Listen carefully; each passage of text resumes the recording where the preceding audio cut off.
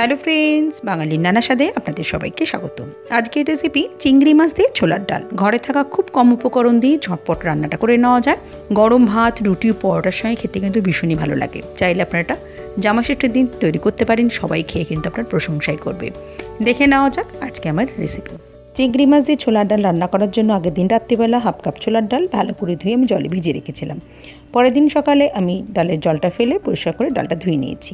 ডালটা ভিজিয়ে রাখলে ডালটা নরম হয়ে যায় আর তাড়াতাড়ি ডালটা সেদ্ধ হয়ে যায়, আর গোটা গোটা থাকে, খেতে ভালো লাগে। 250 গ্রাম চাবড়া চিংড়ি আমি ভালো করে ধুয়ে এখানে কেটে নিয়েছি। মাথা ও লাজার দিকের কিছুটা অংশ খোসাটা রেখেছি, আর পিঠের কালো সুতো মতো অংশটা ফেলে দিয়েছি। চাইলে আপনারা চিংড়ির পুরো খোসা ছাড়িয়ে নিতে পারেন।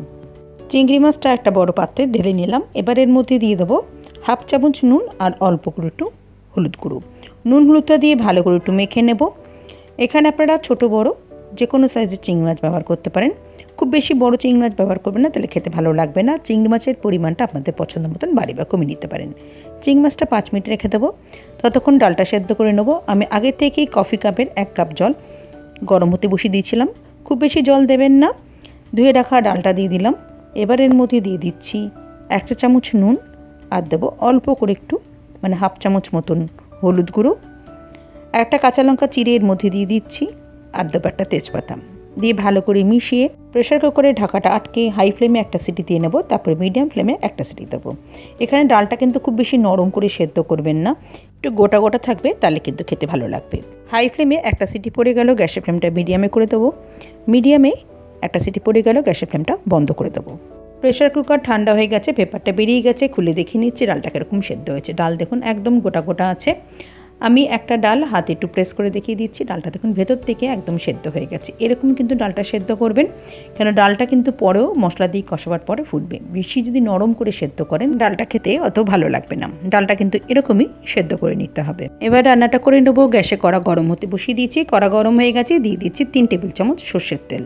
তেলটা ভালো মতন গরম হতে দিতে হবে। পেঁয়াজ ভাজবো আর মশলা কষাবো। চাইলে আপনারা তেলের পরিমাণটা বাড়িয়ে দিতে পারেন। তেল গরম হয়ে গেছে, গ্যাসের ফ্লেমটা লোতে রেখে একটা গোটা শুকনো লঙ্কা ফোড়নে দিয়ে দিলাম। হাফ চামচ গোটা জিরে দিয়ে দিচ্ছি। একটা দারচিনির মাঝখান থেকে টুকরো করে দিলাম। আর 2টো ছোটো এলাচের মুখটা ফাটিয়ে এর মধ্যে দিয়ে দিলাম। আর দিয়ে দেবো 2টো তেজপাতা। একটা মিডিয়াম সাইজের পেঁয়াজ আমি কুচিয়ে কেটে রেখেছি, সেটা দিয়ে দিচ্ছি। এর বদলে আপনারা পেঁয়াজের পেস্টও ব্যবহার করতে পারেন। পেঁয়াজটা দিয়ে ভালো করে একটু মিশিয়ে নেবো। পেঁয়াজটা কিন্তু এখানে খুব বেশি লাল করে ভাজবো না।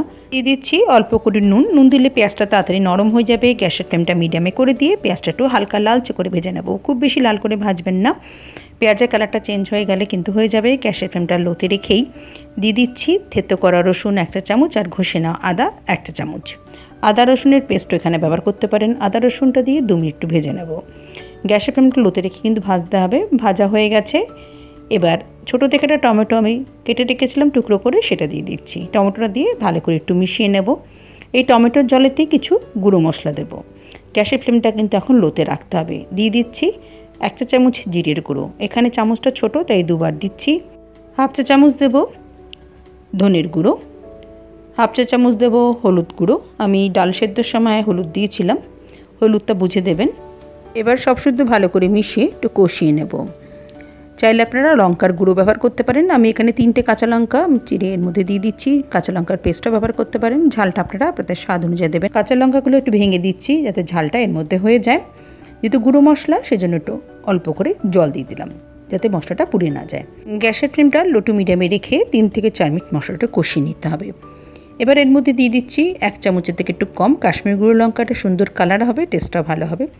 কাশ্মীর গুঁড়ো লঙ্কাটা দিয়ে ভালো করে একটু কষিয়ে দিচ্ছি।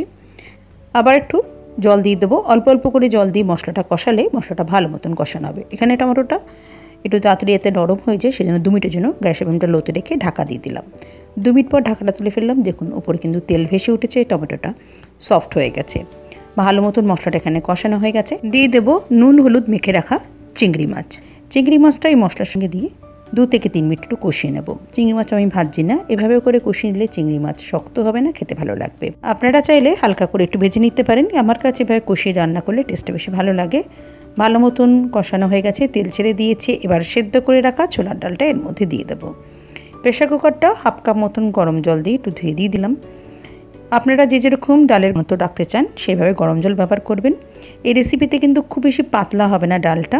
দিয়ে দিচ্ছি স্বাদ মতন চিনি, তাদের ব্যালেন্স করবে টমেটোর টক ভাবটা কাটাবে। আর যেহেতু ছোলার ডাল একটু মিষ্টি হলে খেতে ভালো লাগে, ভালো করে মিশিয়ে দিলাম।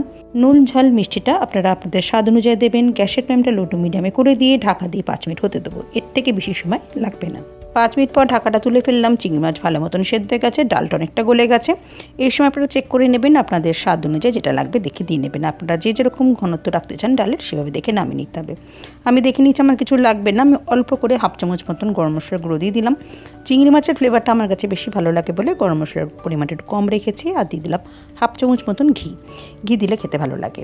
হয়ে গেছে, গ্যাসের ফ্লেমটা বন্ধ করে দিয়ে ঢাকা দিয়ে 2 মিনিট স্ট্যান্ডিং টাইমে রাখবো, যাতে ভালো মতন ফ্লেভারটা ডালের মধ্যে হয়ে যায়। 2 মিনিট পর ঢাকাটা তুলে ফেললাম। তৈরি হয়ে গেল দুর্দান্তর সাথে চিংড়ি মাছ দিয়ে ছোলার ডাল। সার্ভ করার জন্য একটা পাত্রে তুলে নিচ্ছি। গরম ভাত, রুটি, পরোটার সঙ্গে খেতে কিন্তু ভীষণই ভালো লাগে। চাইলে আপনারা ছোলার ডালের সঙ্গে মুগ ডাল বা মুসুর ডাল মিশিয়েও করতে পারেন। পেঁয়াজ রসুন ছাড়া নিরামিষভাবেও কিন্তু করে নিতে পারেন, খেতে কিন্তু ভীষণই ভালো হয়। আজকে আমার রেসিপি ভালো লেগে থাকলে লাইক করে সবার সাথে শেয়ার করার অনুরোধ রইল। আমার চ্যানেলটা সাবস্ক্রাইব করে দেবেন, পাশে থাকা বেল আইকনটা প্রেস করে দেবেন নোটিফিকেশান পাওয়ার জন্য। আবার কোনো নতুন রেসিপি নিয়ে আমি আপনাদের সামনে হাজির হয়ে যাব। আপনারা সবাই ভালো থাকবেন, সুস্থ থাকবেন। নমস্কার।